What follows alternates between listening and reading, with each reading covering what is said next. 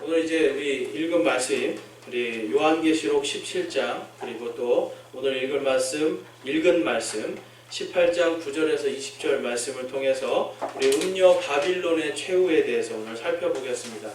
이제 요한계시록이 거의 끝을 향해서 달려가고 있는데요.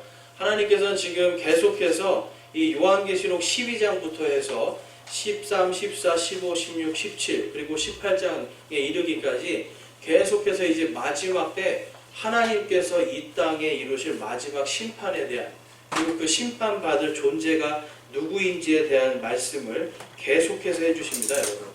근데 여러분, 하나님께서 이 한 가지에 대해서 3번씩 계속 말씀하실 때는 왜 그 말씀을 주실까요? 그것은 반드시 그것을 이루겠다는 하나님의 작정입니다.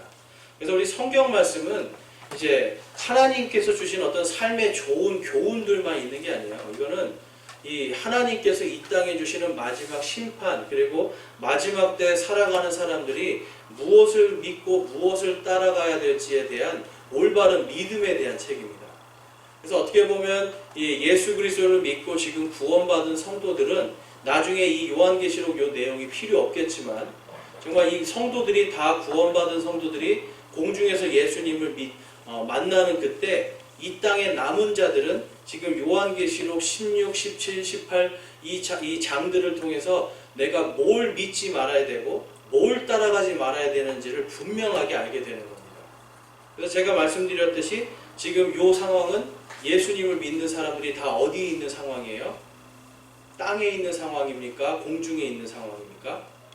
예수님을 믿는 사람들은 다 공중에 있는 상황입니다. 그러니까 땅에서 예수님을 믿지 않고 지금 땅에 남은 자들이 당할 그런 고통들에 대해서 이야기하는데, 특별히 지금 그 중에서 마지막을 마지막 피날레를 장식하는 것은 바로 이 음녀 바빌론이라는 겁니다.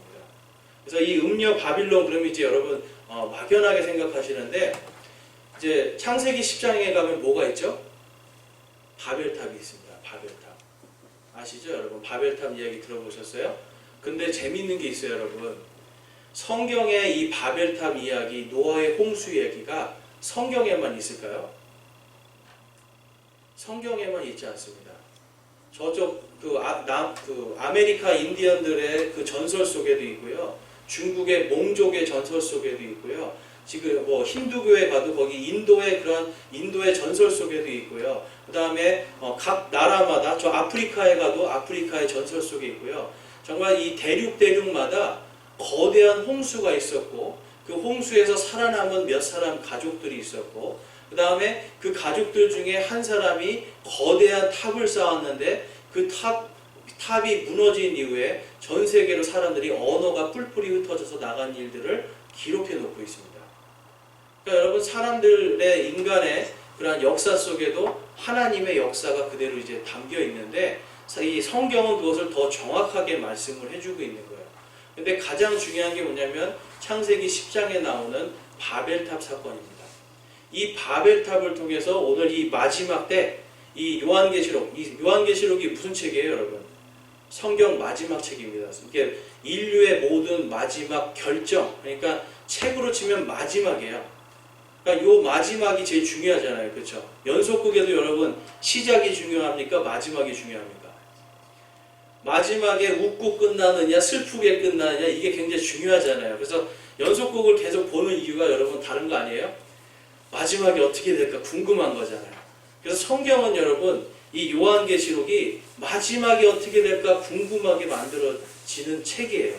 그래서 마지막 때 이 음녀 바빌론이 최후를 맞이할 것이다 라고 이야기하는데, 제가 이 요한계시록 처음에 할 때 이 음녀 바빌론, 바로 이 종교 체계가 전 세계 모든 종교에 다 들어가 있다고 제가 한번 말씀을 드렸습니다. 거기서 이제 그 모든 것들이 지금 종교의 시작이 바로 창세기 10장에 나오는 니므롯이라는 사람에서부터 시작되고, 그러한 사상들이 발전해서 각가지 종교로 나타나고, 그 종교들이 이제는 마지막 때에 하나로 통합되다 못해 이제는 예수님을 믿는 이 기독교까지도 다른 종교와 다 혼합이 돼가지고 마지막 때는 정말 무엇을 믿어야 될지 모르는 그러한 상황이 오는 거예요. 그래서 요한계시록 17장, 18장 그 요약을 보기 전에 우리 한번 요한일서 4장 3절 말씀, 거기 관련 말씀이라고 되어 있죠. 한번 읽어보겠습니다. 예수 그리스도께서 육체 안에 오신 것을 시인하지 아니하는 영마다 하나님께 속하지 아니하였나니 이것이 적그리스도의 그 영이라. 그것이 오리라는 말을 너희가 들었거니와 그것이 지금 이미 세상에 있느니라. 여러분, 이 적그리스도의 영은요, 마지막 때 요한계시록 때 나타나지만 이 지금 사도 요한은 이때가 지금 1세기 때입니다. 2세기 이제 막 시작될 때예요. 지금이 2020년이죠. 그러니까 2020년이 아니라 이때는 약 100년 때. 100년 때에 지금 이때에도 앞으로 올 적그리스도의 영이 있지만 이때에도 이미 적그리스도의 영이 활동하고 있다라고 말합니다. 바로 이 적그리스도의 영이 뭐냐면 음녀 바빌론 체계예요. 그래서 이 음녀 바빌론 체계에 대해서 성경은 계속해서 이제 경고를 하고 있는데, 특별히 여러분 이제 거기에 보시면 자, 요한계시록 6장 그리고 요한계시록 16장 이런 곳에 보면 마지막 때 사탄과 적그리스도는 바로 사탄의 화신입니다. 그리고 적그리스도의 영이 완전히 몰락해가지고요, 진노의 포도즙틀 심판을 당하고 멸망할 것이다 라고 이렇게 말씀하고 있어요. 그런데 이 과정 속에서 적그리스도와 결탁한 종교적인 파워, 종교적인 어떤 힘들이 있는데 그것이 바로 바빌론 신비 종교, 그러니까 바빌론 음녀 체계다라고 말씀하고 있습니다. 그래서 데살로니가 후서 2장 3절에 보면 그 마지막 때에 어떤 일이 일어나냐면 먼저 떨어져 나가는 일이 일어나고 라고 말씀하고 있어요. 자, 여러분 어디에서 떨어져 나갈까요? 마지막 때에 이 땅에 이제 마지막 그 엄청난 심판이 올 때 먼저 떨어져 나가는 일이 있고, 이것이 바로 원래 하나님을 믿는 믿음에서 떨어져 나가는 무리들이 있을 거라는 소리예요. 그러니까 마지막 때가 되면 여러분 기독교는요 점점점 쇠퇴하는 것처럼 보일 겁니다. 왜냐하면 많은 무리들이 기독교의 진리에서 떠나가서 다른 것들을 믿게 되는 거예요. 그것이 바로 배도이고 그것이 오늘날 지금 전 세계적으로 일어나고 있는 적그리스도의 영의 활동, 바로 이 종교 통합 운동입니다. 그래서 힌두교도 우리와 같은 하나님, 이슬람도 우리와 같은 하나님, 불교도 우리와 같은 하나님, 심지어는 무당도 우리와 같은 하나님, 그래서 같은 하나님이라고 하면서 믿는 게 지금 오늘날 일어나고 있는 WCC, WEA 그리고 종교통합 운동들이에요. 그러니까 이러한 것들이 계속해서 지금 일어나고 있어서 교회들이 여러분 지금 다 무너져 가고 있습니다. 근데 이것은 여러분 정해져 있는 거예요. 그러니까 마지막 때 예수님이 마지막 때 내가 너희의 믿음을 보겠냐라고 말씀하셨어요. 그러니까 마지막 때 교회들이 정신을 못 차리면 여기에 다 휩쓸려 간다는 거예요. 그러니까 마지막 때 정신을 못 차리면 바로 음녀 바빌론의 체계로 떨어질 수밖에 없다라는 걸 보여주는데, 자, 그래서 요한계시록 17장 우리 지난주에 했지만 간단하게 요약을 해보자면 음녀 바빌론의 정체에 대해서 요한계시록 17장에 기록하고 있습니다. 그래서 여러 가지 증거들을 통해서 우리는 이 바빌론이 바로 로마다, 그리고 더 자세하게 말하면 로마 카톨릭의 바로 음녀 체계다, 바로 그 종교 체계다라는 것을 우리가 볼 수가 있는데요. 그래서 많은 이 종교 개혁자들은 이 적그리스도가 바로 교황이다 이런 이야기를 했어요. 근데 실질적으로 교황이 아니라 적그리스도는 바로 바빌론 음녀 체계입니다. 그러니까 적그리스도는 여러분 교황이라기보다는 바로 가톨릭의 그러한 종교 체계예요. 그래서 그러한 것들이 이제 마지막에 어떻게 된다? 완전히 하나님께 심판받고 몰락하게 될 것이다 라고 성경이 기록하고 있습니다. 그래서 요한계시록 17장 3절에서 5절 말씀에 보면 한번 읽어보겠습니다. 우리 앞장으로 한 절 넘어가셔서 요한계시록 17장 우리 3절에서 5절 말씀 보겠습니다. 이처럼 영안에서 나를 광야로 데리고 가니라. 내가 보니 한 여자가 신성 모독하는 이름들로 가득하고 7머리와 10뿔을 가진 주홍색 짐승 위에 앉아있더라. 이 여자는 자주색 옷과 주홍색 옷을 차려입고 금과 보석과 진주들로 꾸몄으며 가증한 것들과 자기의 음행으로 인한 더러운 것으로 가득한 금잔을 손에 가졌더라. 자, 여기 주홍색, 자주색, 이러한, 그리고 아마포는 흰색, 이러한 색깔들의 옷을 입은 종교 지도자들이 있는 거. 제가 지난주에 사진을 보여드렸는데 어떤 종교였죠, 여러분? 그게 바로 가톨릭입니다. 근데 재밌는 건 여러분, 티베트 불교도 가면 주홍색 옷을 입어요. 이 바빌론 신비 종교가 들어가 있는 그 종교들은 주홍색과 자주색을 다 씁니다. 그래서 여러분, 우리나라 이 무당들도 가보면 어떤 색들을 많이 써요? 빨간색, 파란색, 알록달록한 색들 막 쓰잖아요. 그리고 아메리카 인디안들도 무당들이 알록달록한 색깔을 많이 씁니다.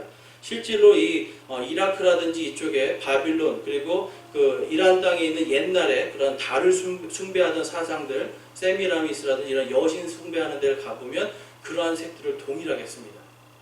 그러니까 이러한 것들이 전부 다 지금 고대에서부터 지금까지 내려오고 있는 것인데, 그것이 이제 313년에 가톨릭 교회가 생기면서 여러분, 이 태양신을 섬기는 종교와 그 다음에 기독교가 혼합이 되어버립니다. 그래서 가톨릭 종교, 가톨릭이라는 이 체계를 만든 사람이 어거스틴이라는 사람인데, 이 사람이 원래 어떤 사람이에요? 바로 마니교의 사제였어요. 태양신을 섬기는 그 종교의 사제였던 사람이에요. 근데 그 사람이 어느 날 예수님을 믿고 내가 회심합니다고 그 사람이 멋있는 책도 써요. 근데 결국 그 사람이 만들어낸 거는 온갖 우상 숭배와 그 다음에 종교 혼합주의. 그래서 태양신을 하나님이라고 바꿔가지고 부르기만 하지 똑같이 섬기는 거예요. 그래서 가톨릭에서 하는 모든 제사 의식은 전부 다 이 태양신을 섬기는 것과 동일한 것을 하고 있습니다. 자, 그거에 대한 우리 증거를 한번 보겠습니다. 우리 17장 6절 말씀입니다. 또 내가 보매 그 여자가 성도들의 피와 예수님의 순교자들의 피에 취하였으므로 내가 그녀를 보고 크게 놀라며 이상히 여기니. 자, 여러분, 성도들의 피, 예수님의 순교자들의 피에 취했다라고 말씀해요. 우리 18장 24절을 한번 볼게요. 18장 24절에 가보면 이 성도의 피와 예수님의 순교자가 누구인지를 또 간략하게 말씀해주고 있습니다. 대언자들과 성도들과 땅에서 죽임을 당한 모든 사람의 피가 그녀 안에서 발견되었느니라.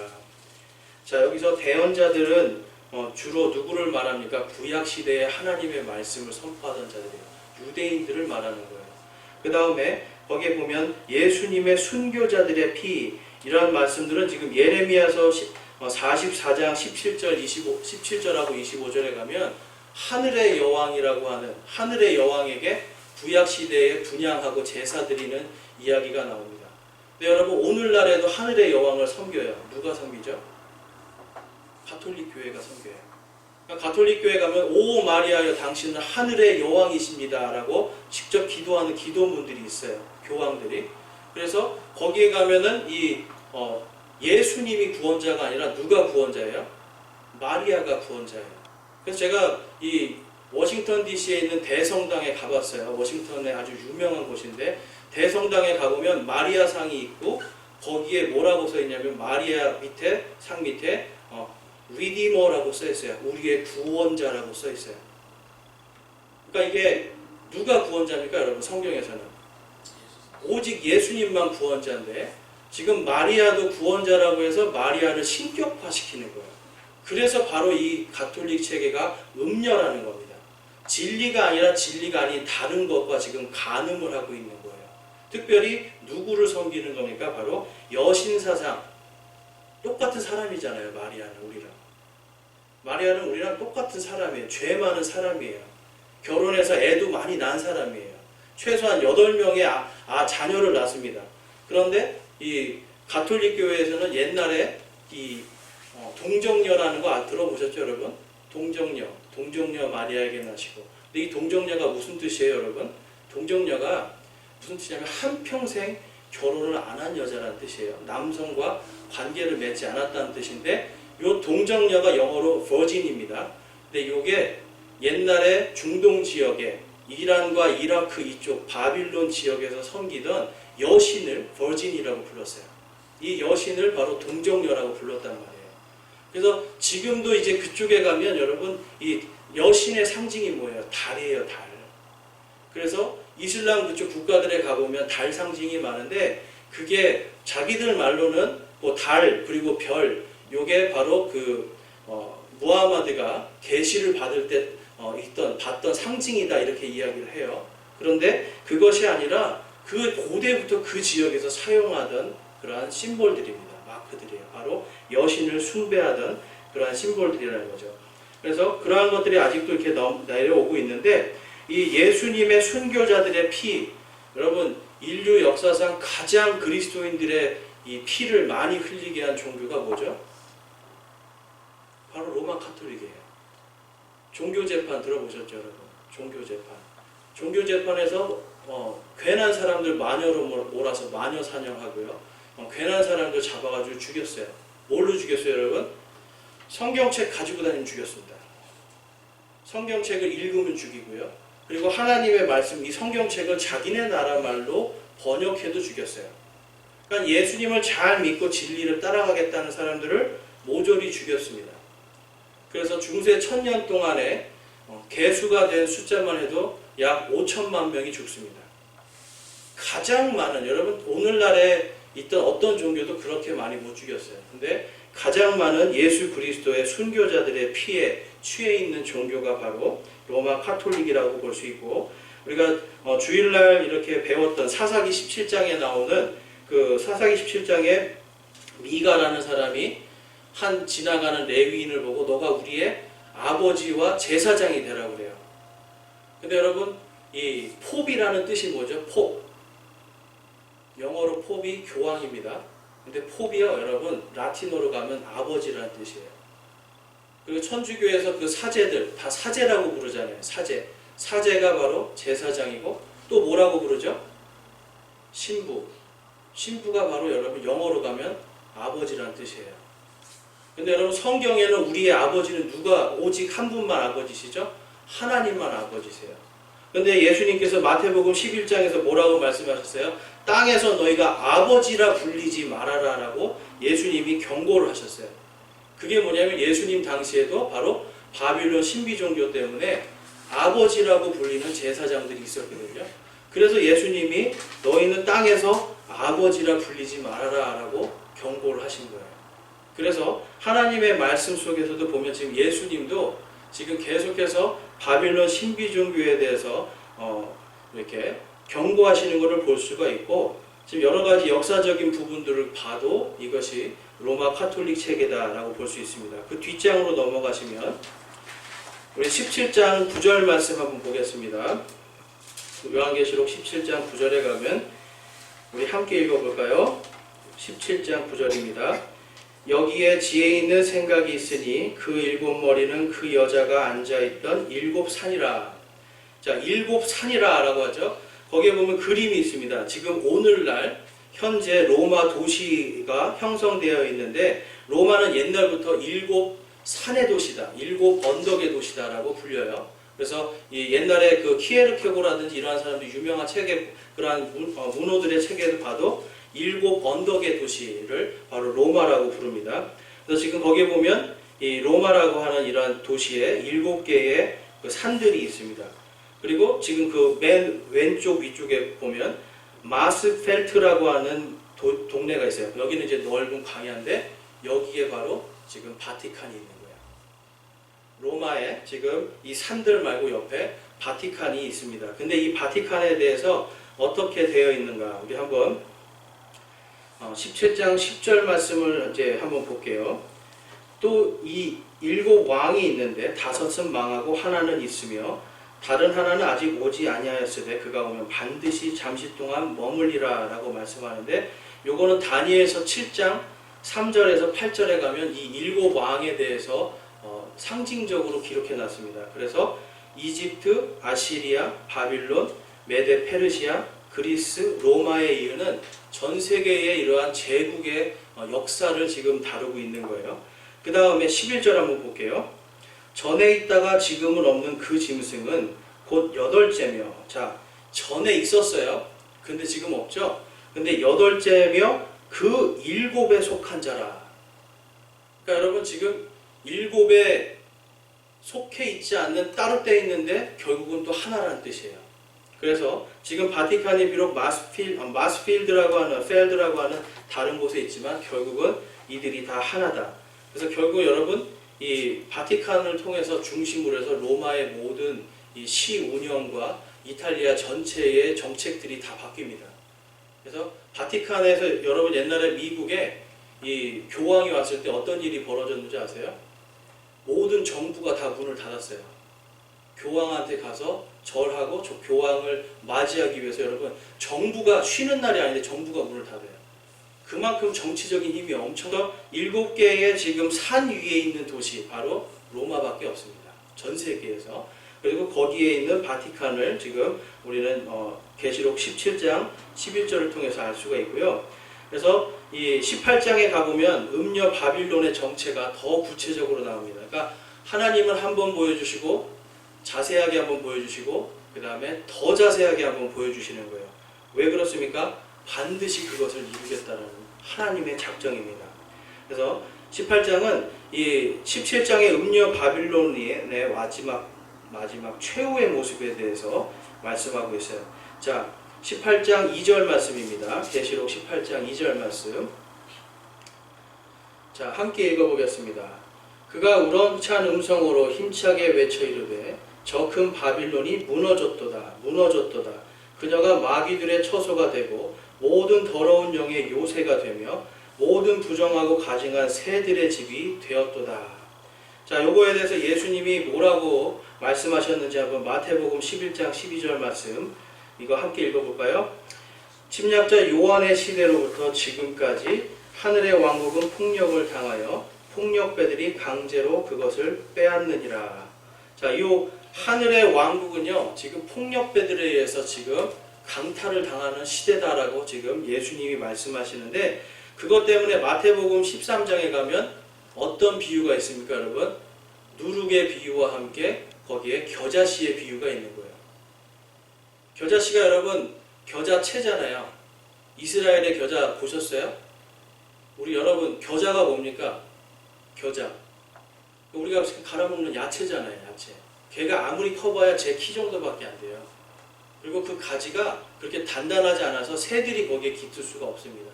근데 마태복음 13장에는 요 겨자채가 거대한 나무가 돼가지고 거기에 새들이 깃든다라고 말씀하고 있어요. 그래서 이 겨자채가 뭔가 문제가 생기는 겁니다. 그래서 마태복음 13장 31절, 32절에 나오는 이 비유는 바로 이 요한계시록 18장에 나오는 바로 마지막 때 이 큰 성 바빌론이 큰 도시 바빌론이 무너졌는데 그 안에 부정하고 가증한 새들이 집을 짓고 살고 있는 그래서 여러분 마태복음 13장 31절, 32절을 잘못 해석해서 로마 카톨릭이라고 하는 이 우주적인 교회 보이지 않는 이 전 세계를 다스리는 교회가 마치 전 세계를 다스려야 되고 교황이 전 세계를 다스려야 되고 우리나라가 기독교 국가가 돼야 되고 뭐 미국이 기독교 국가가 돼야 되고 하는 이러한 가짜 모금들이 생겨난 거예요. 여러분. 우리가 소망할 하나님의 왕국은 이 땅에 지금 이루어진 것이 아니라 우리는 하늘에서 일단 먼저 뜻이 하늘에서 이루어진 것 같이 먼저 뜻이 하늘에서 이루어지고 그 다음에 예수님이 다시 오실 때 이 땅에서도 이루어지리라라고 하는 그 말씀이 다 성취가 되는 거예요. 그래서 여러분 우리의 마음속에 지금 여러분들이 그동안 이제 이 뭔가 겨자나무가 크게 되어가지고 그것이 무슨 하나님의 왕국이 커지고 우리가 하나님의 나라를 확장시키고 하나님의 나라를 크게 해야겠다 이런 거 많이 들어보셨을 텐데 여러분 이거는 정말 하나님의 말씀에서 바로 폭력배들이 강제로 여러분에게 진짜 천국의 모습을 뺏어간 겁니다. 바로 마귀의 새들이 깃드는 집을 우리는 그게 천국인 줄 알고 오해하고 있었던 거예요. 그래서 여러분 천국은 결코 교회도 아니고 이 땅을 다스리는 어떤 뭐 교회의 통치도 아닙니다. 그래서 이 땅에서 여러분 교회라든지 기독교가 정치나 경제나 어떤 군사적인 힘을 갖는 순간 그게 뭐가 되는 거예요, 여러분? 겨자나무가 큰 나무가 되는 마귀의 새들이 깃드는 집이 되는 겁니다. 그래서 우리는 결코 교회들이 여러분 이 세상에서 정치적인 힘이나 이러한 것들과 결탁해서는 안 되는 거예요. 그것과 결탁하는 순간 타락하게 됩니다. 그걸 잘 아셔야 돼요. 그래서 여러분, 우리가 그러한 것들을 마지막 시대에 잘 가려야 됩니다. 그래서 교회가 정치적인 그러한 세력이 돼서는 안 된다. 그리고 교회가 그러한 것들을 따라가서도 안 된다. 우리는 오직 주님 안에 진리 안에서 있어야 된다라는 것을 명심하시기 바라고요. 그 다음에 계시록 8장 3절에서 4절 말씀에 보면, 자, 모든 민족들이 그녀의 3절입니다. 모든 민족들이 그녀의 음행으로 인한 진노의 포도즙을 마셨고 또 땅의 왕들이 그녀와 음행하였으며 땅의 상인들도 그녀의 넘치는 사치로 말미암아 치부하였도다 하더라. 또 내가 들으니 하늘로부터 또 다른 음성이 나서 이르되 내 백성아 너희는 그녀에게서 나와 그녀의 죄들에 참여하는 자가 되지 말고 그녀가 받을 재앙들을 받지 말라. 이 말씀이 여러분 오늘날 우리에게도 적용이 되지만 이 마지막 때 예수님이 와서 다 진노의 포도즙들 뭐예요 여러분? 모든 사람들을 다 밟아서 마지막에 심판하시는 그때에 거기에 들어가지 말고 그 받을 재앙에 들어가지 말고 나오라는 거예요. 그러니까 바로 이 바빌론 음녀, 바로 이 카톨릭 체계, 그리고 그때 돼서는 완전히 종교가 하나로 되어 있는 이러한 다른 신, 다른 하나님을 믿고 있는 거기에서 나오라는 거예요. 근데 여러분 그때가 되면 나올 때 어떤 일이 벌어진다고요? 목베임 당하는 일들이 벌어집니다. 그러니까 그러한 것들을 설사 목베임 당할지라도 거기에 들어가지 말라라고 하는 경고예요. 그러니까 마태복음 18장 이 4절 말씀이 없으면 이 환란기에서 여러분 사람들이 뭘 믿어야 되고 어디를 들어가고 어디를 들어가지 말아야 될지를 모르는 겁니다. 그래서 그 음녀에게서 나오라고 지금 예수님이 직접 말씀하고 있는 겁니다. 자, 그래서 여러분 이 고대의 그러한 모든 그 여신들에 가보면 이들이 다 하늘의 여왕이라고 불려요. 그래서 오늘날도 그 하늘의 여왕으로 부르는 종교 세력이 있다는 거 아까 제가 말씀드렸고, 오직 우리에게서 유일한 우리의 참 소망과 빛은 예수 그리스도밖에 없습니다. 왜 그렇습니까 여러분? 왜 그래요? 나중에 여러분 예레미야서 한번 가서 읽어보세요. 예레미야서 49장부터 해서 쭉 다 읽어보세요. 마지막에 정말 지금도 이 땅에 있는 수많은 나라들이 다 멸망할 것에 대해서 하나님께서 경고하고 있어요.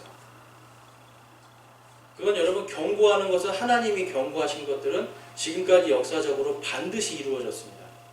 그러니까 반드시 이루어진 역사 속에서 우리가 그 경고의 말씀을 듣지 않는다는 것 자체가 그게 진리에서 떨어져 나가는 거예요. 그게 바로 배도의 물결 속으로 들어간다는 겁니다. 제가 지난주에도 보여드렸죠. 지금 전 세계적인 물결이에요. 힌두교도 지금 누구랑 손잡고 있어요? 로마 카톨릭. 티베트 불교도 지금 로마 카톨릭. 우리나라의 수많은 교회들도 로마 카톨릭. 그리고 이제는 이슬람 수니파, 시아파 다 어디랑 손을 잡고 있어요? 이제는 로마 카톨릭이랑 다 손잡고 있어요. 교황이 가서 이 꿀 안에다가 입 맞추고 그들하고 입 맞추고 이제 우리는 하나입니다라고 자꾸 얘기하고 있잖아요. 그러한 모든 것들이 뭐냐면 마지막 때 성경에 다 기록된 대로 지금 하나씩 하나씩 크게 떨어져 나가는 일들이 이제 생겨나간다는 겁니다. 근데 그것이 바로 고대 이 창세기 10장에서부터 지금까지 지금 수천 년 동안 하나님을 대적하는 바빌론 음녀 체계가 오늘날까지 있고 이제 앞으로 이것이 더욱더 크게 왕성해집니다. 여러분. 이제 앞으로 여러분 이슬람 더 커질 거예요. 그리고 카톨릭이 앞으로 더 커집니다. 상대적으로 개신교는 이제 더 줄어들게 되어 있습니다. 성경의 원리가 그래요. 그러니까 마지막 때는 여러분 우리가 예수님 오시기 전에 정말 엄청나게 큰 핍박이 있고 환란이 있을 수가 있어요. 성도들에게. 근데 여러분 성도들이 환란과 핍박을 당하지 않으려면 어떻게 해야 돼요? 방법은 하나예요. 여러분 목베임 당할 죽음의 각오를 하거나 아니면 그들과 손잡고 나도 당신과 하나입니다 하는 거예요. 그런데 오늘날 수많은 교회들이 그것을 하고 있다는 거예요. 그래서 여러분 사사기에 보면 그러한 것들이 동일한 것이 이미 사사기 시대 지금부터 약 한 3000년 전에도 하나님의 백성들이 그대로 하는 겁니다. 그래서 우리들이 구약 성경의 말씀을 통해서도 오늘날을 비춰볼 수 있고 요한계시록에 있는 모든 내용들을 비춰볼 수 있는 겁니다. 그래서 여러분 마지막 때 우리는 세상의 풍조, 세상이 말하는 그러한 원리들 이러한 것들을 쫓아가지 말고 오직 성경에 있는 말씀을 우리가 하나하나 깊이 있게 묵상하면서 좌로나 우로나 흔들리지 말고 오직 그리스도 안에서 믿음의 길을 걷기를 소망합니다. 그래서 여러분들과 제가 흔들리지 말고 마지막 시대에 하나님의 말씀으로 바르게 서기를 주님의 이름으로 축원합니다.